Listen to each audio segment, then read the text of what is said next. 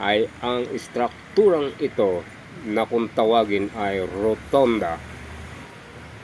Ito ay nasa kahabaan ng Calle España at tumatagos sa Quezon Boulevard.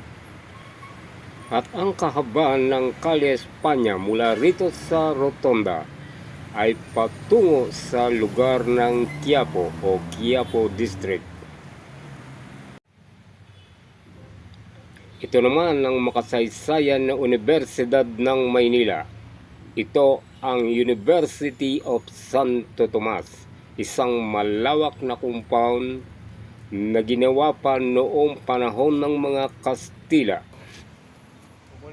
At kung inyong alalahanin, ang ating bayani na si Dr. Jose Rizal ay nag-aral sa universidad na ito bilang isang doktor sa mata.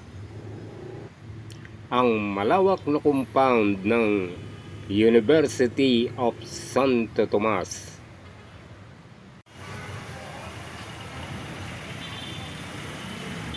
Ito naman ang distrito ng Santa Cruz, ang intersection ng Avenida Rizal at CM Recto ng Maynila.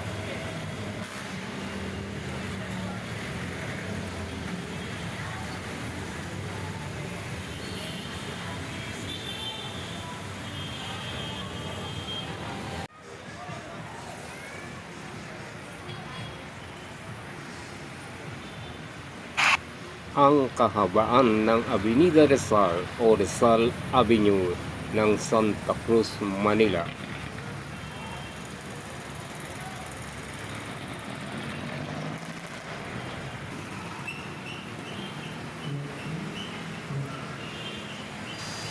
Ang bidyong ito ay kuha noong December 16, 2025 ng umaga.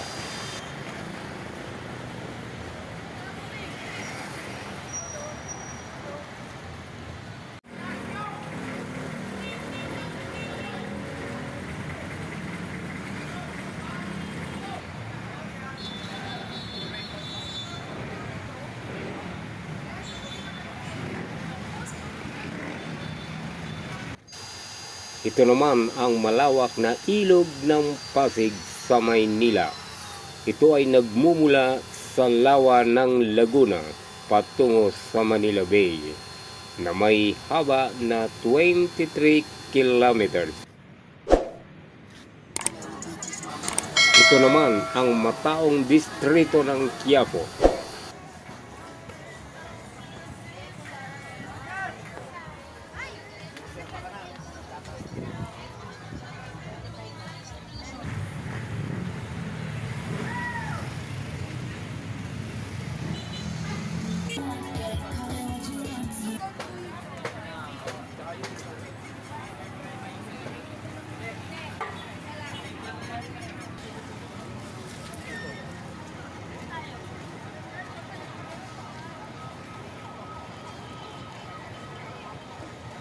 At ang mataong Carriedo Street ng Quiapo.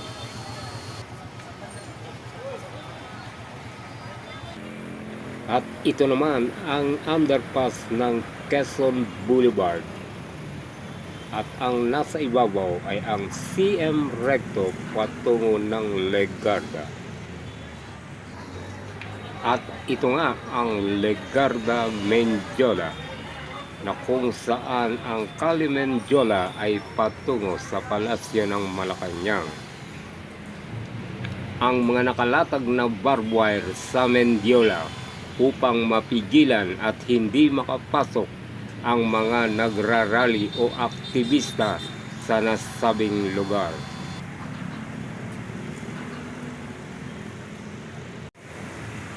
Dumako naman tayo dito sa distrito ng Santa Mesa. Ito ang kahabaan ng Ramon Magsaysay Boulevard patungo ng Cubao o lungsod ng Quezon. Muli, maraming salamat sa inyong panonood. At tunghayan nyo pa ang mga susunod na video patungkol sa pag-iikot natin sa buong Kamaynilaan. At tulad ng dati, maraming salamat po.